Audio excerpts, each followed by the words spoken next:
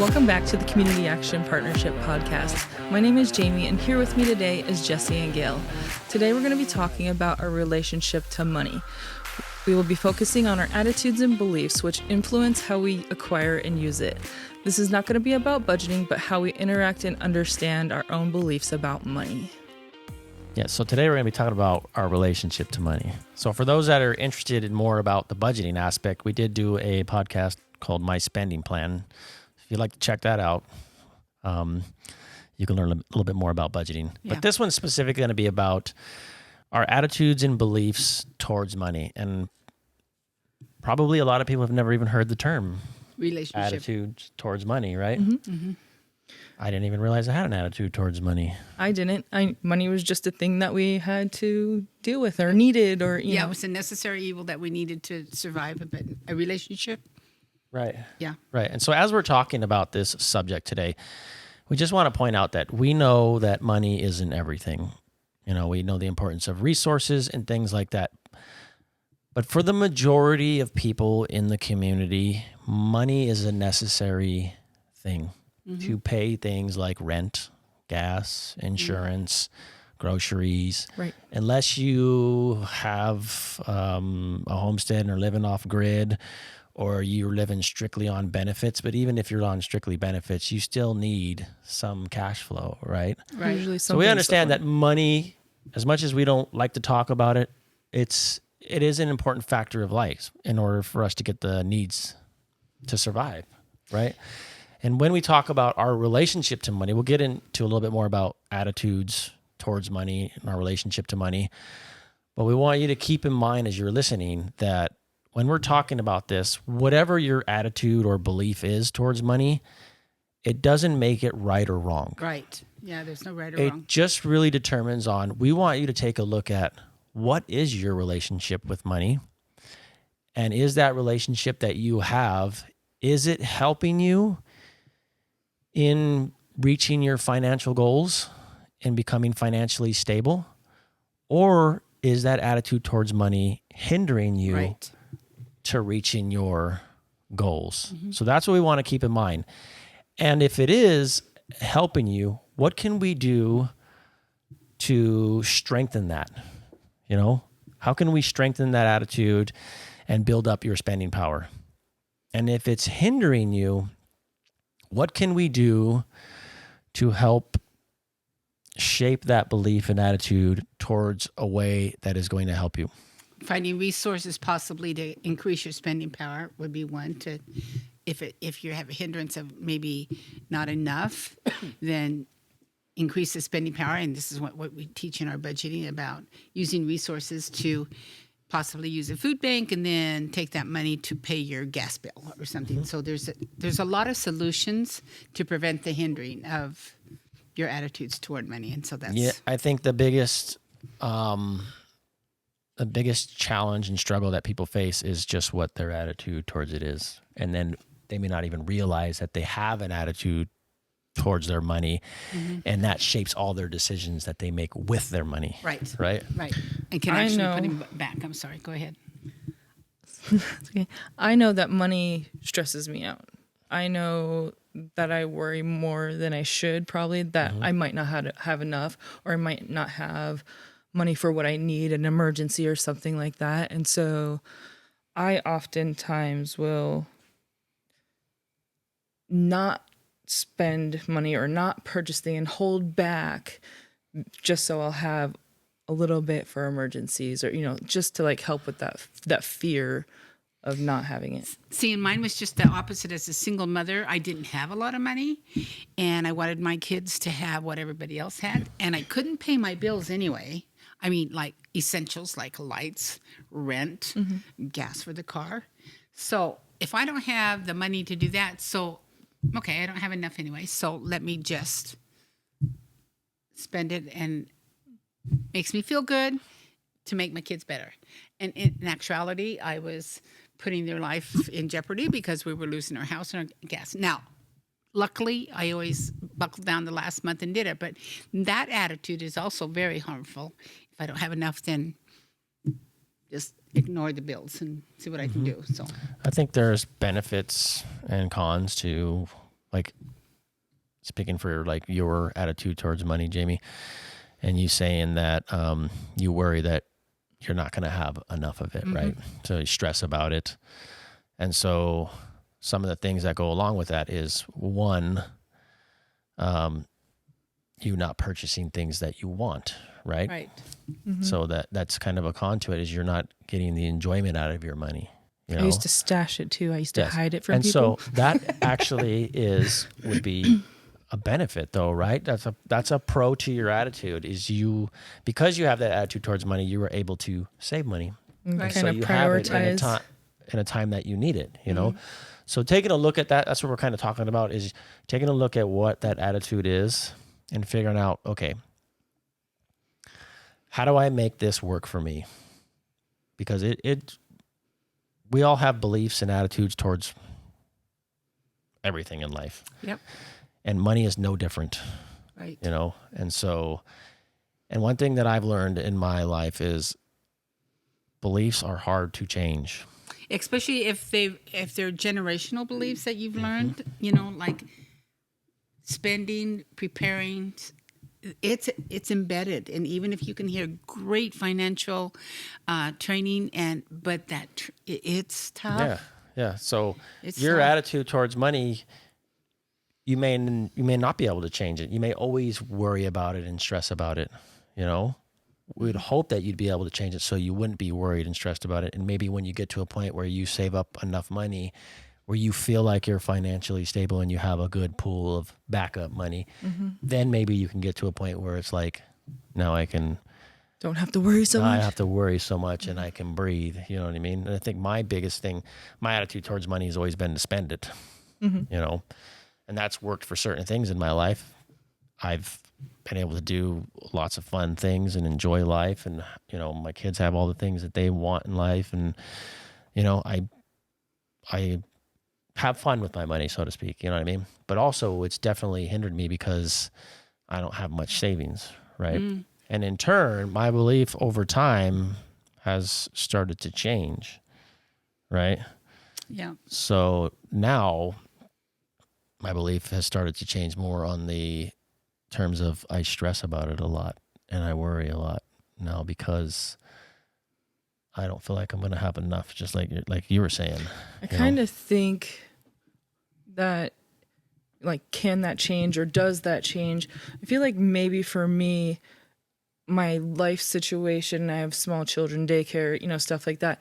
If that changes or when that changes, the kids get older, I don't have those additional bills or, you know, things like that.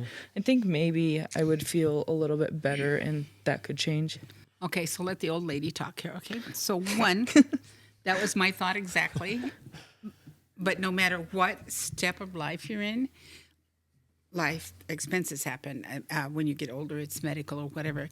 And the one thing I've learned is not to go crazy like I used to when I was young.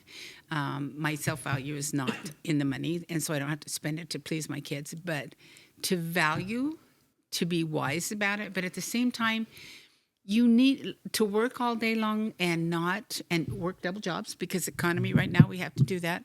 You need to stop and enjoy, okay? Because right now, the economy's tight, and so you still have to budget, you still have to save. So to be worry and save is good, but be healthy about it. Don't let it, like, I can't enjoy your life, you can't enjoy your kids.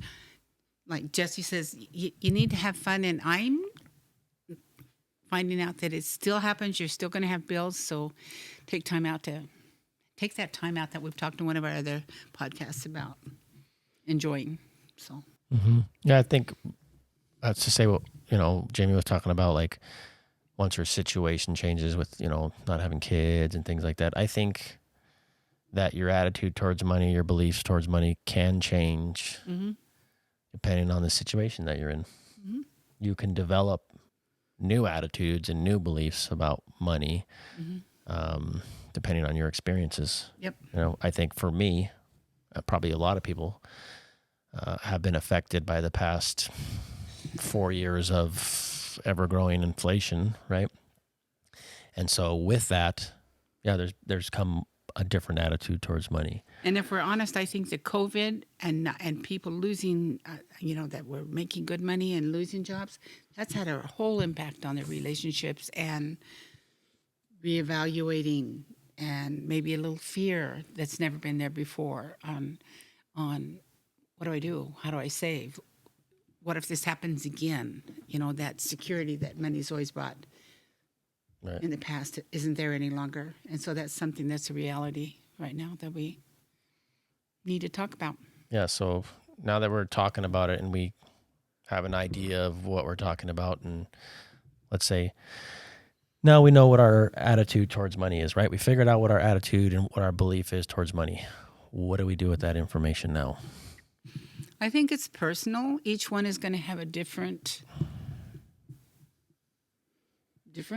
like I would like, there's no right or wrong, but what do we do? Be realistic about it, plan for the future, have that savings account, but the fear is just going to, I don't know. I think it's personal.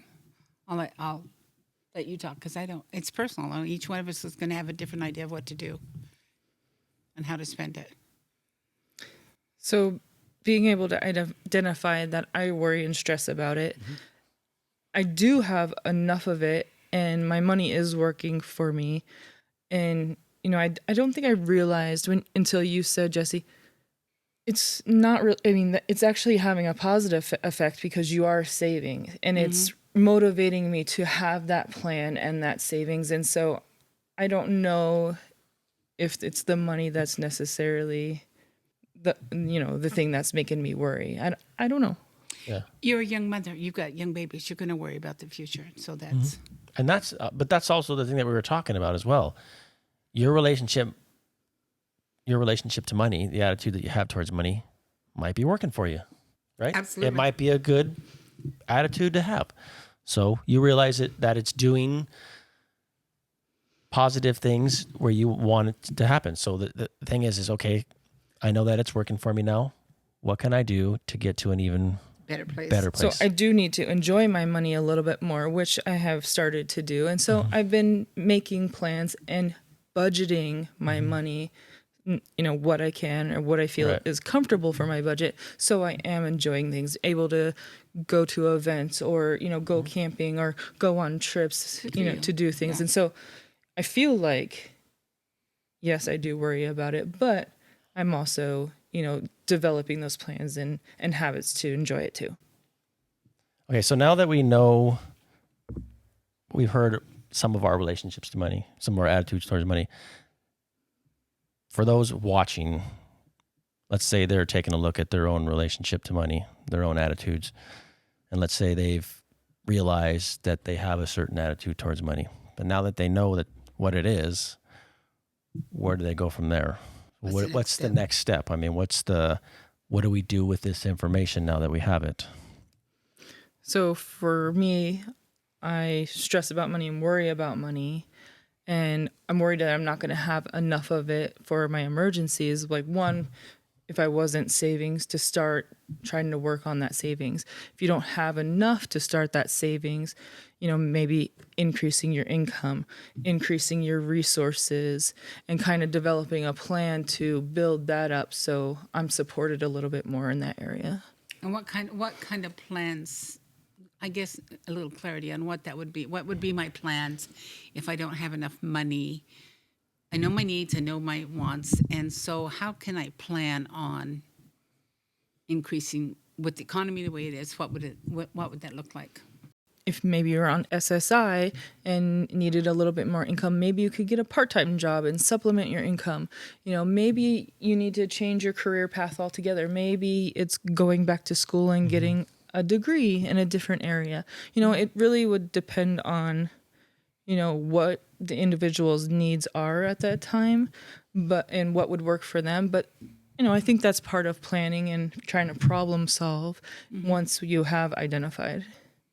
Yeah, and that's an opportunity like we talked about earlier, the podcast we had before about spending plan and things like that.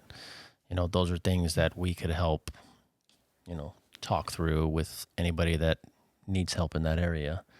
Absolutely. And I just want to point out that you're never too old to go back to school and change your career.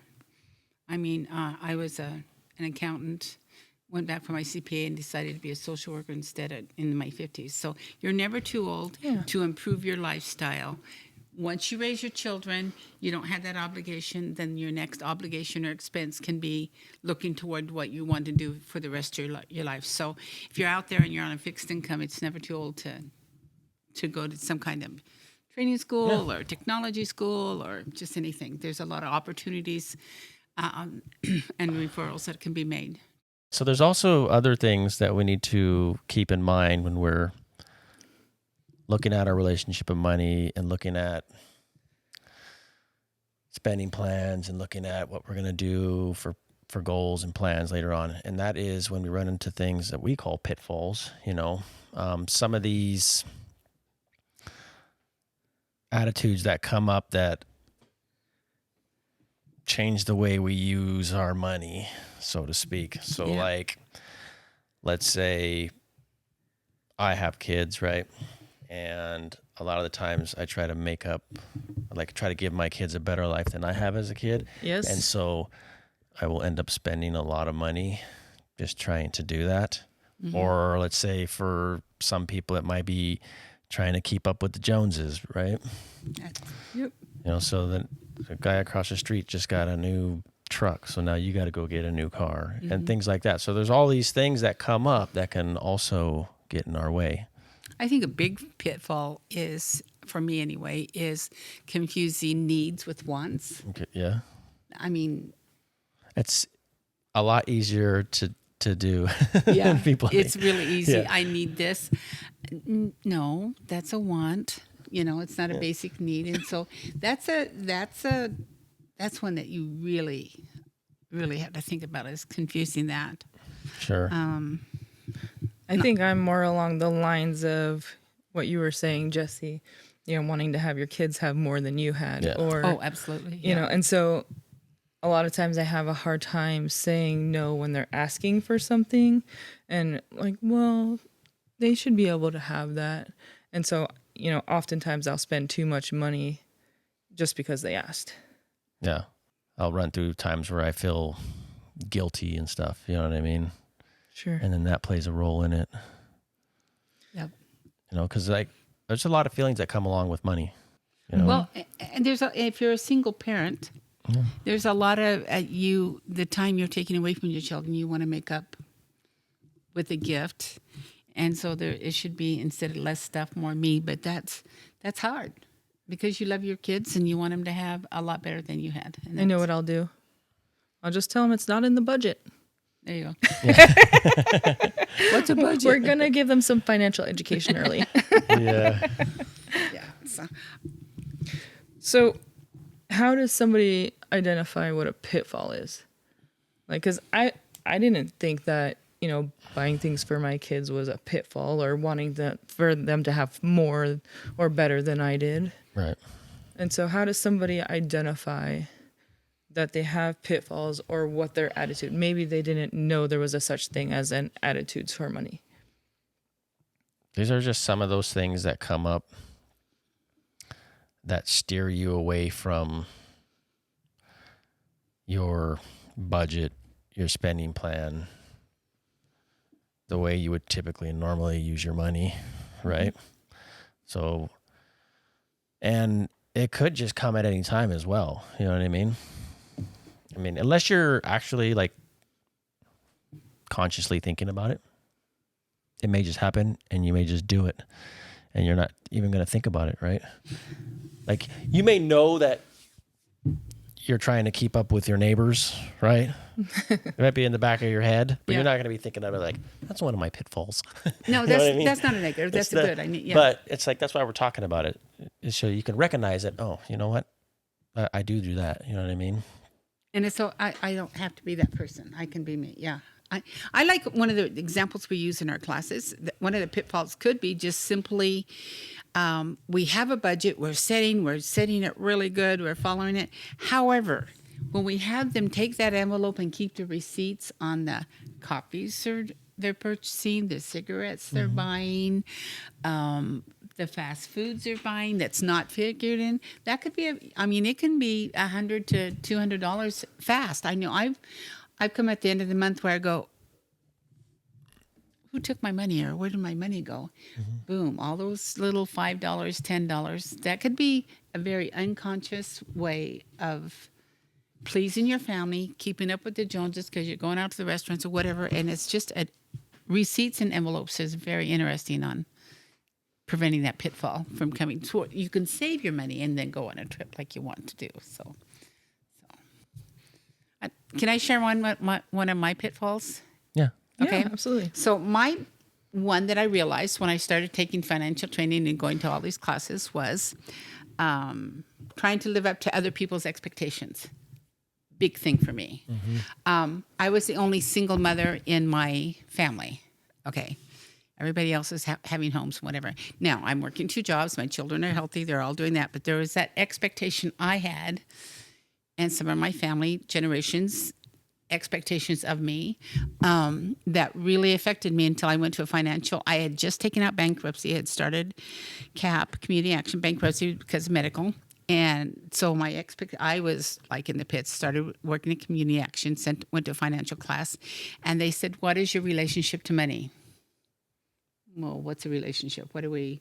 It's good. Yeah, it's good. I got a job. I'm good. And so they had this test of all this, all these questions, kind of like a psych test or something. Well, I'm with all these people that have really nice clothes and they have diamonds, and so because I'm a schmoozer, that casual relationship, I answered all my questions really good. Went around, we all shared. Right in there, I was keeping up with the Joneses. However, when I went to the motel that night and answered it honestly, there was some emotion there. I did have a relationship because I had always put my self-worth, not that I was a single mother, had 2 jobs, kept provided for my children, but my self-worth was if I had a savings account and could meet all my bills, I was a success. If I couldn't and I was struggling, then I was worthless. I see a lot of individuals that come into our community action that life has happened to them and they feel that they don't have value, they don't have any place to go, they're worthless, whatever the negative stinking thinking is. And it has nothing to do other than life happened and right now they don't have money. That's a relationship that's really could be unhealthy. So getting your value for money. Getting my self-worth and value was from money, which is Sure.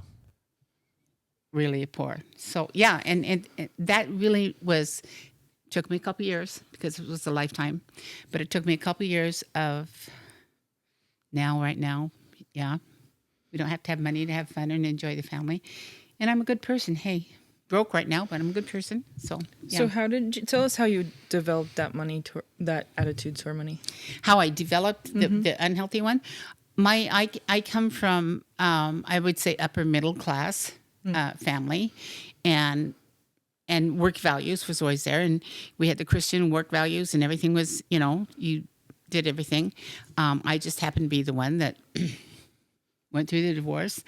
And when you're 25 and you're pregnant and you go through a divorce, there's pitfalls there. And I was independent, didn't want to use resources. And so I tried to do it on my own because I didn't want anybody else to know, my family to help me. And so and there's some relations there that were a little condescending, and I love them. So that fed into that. No money, no value. So, and it took me stepping away. So your family, yeah, and your relationships. Yeah, relationships, yeah. And so it's something that, unfortunately, our society does that. We see it all the time with our community members that we work with. How many times have we heard, why don't they get a job? Well, there's no jobs out there, And so, yeah, it can be a vicious circle. So you said it took a couple of years. What did you do, or what did you identify to adjust? Well, I just I treated myself as one of our community members and spoke to them, spoke to me, did my self-talk, And it was like I like to tell individuals that come in and are just feeling bad about themselves, where you are, this chapter in your book, where you are right now is not who you are. It's not going to be your life story. And so what I did, and my son and my daughter helped me, what I did is I looked at, while I was a single mother, they both graduated. One was a valedictorian. They had everything they needed. They have values. They both went to work. They have great jobs. They have so, that's okay, and that wasn't money. That was the time. So self-talk was a lot of it. Taking the classes, doing the studies. But yeah, that's made a Getting difference. financially healthy again? It made it faster. Okay, because I had nothing to prove to anybody, so I didn't have to buy their favor. I guess I don't know. I don't know what now that I'm healthy. I don't know how I got there, but actually, it was easier to quit beating myself up, putting that money, saving it away, paying my bills, making a budget. It became faster to get healthier financially, not only mentally but financially. Yeah. So today we talked about our relationship to money. We've identified a couple of our personal relationships and maybe some pitfalls we have. And, for me and for what I heard for Gail, identifying those things and making a plan and seeing what's working and, what might not or what could work in the future is really what has helped us adjust our relationships. Absolutely. Yeah. If you are interested in identifying your relationship to money and maybe adjusting how it's affecting you, here at Community Action, we can help you with that. Reach out to us and we can help you work on that plan of identifying and changing. Thank you for joining us today. Community Action Partnership is a nonprofit organization. All the services we provide are free of charge to income qualifying community members. What we talked about today is just a bit of what we cover in our coaching and workshops. For more information, you can check out our website at cap4action.org. That's CAP4 action.org. You could also just give us a call at 1-800-326-4843 or come visit one of our locations. We would like to thank our sponsor, Optum Idaho, for making this series possible.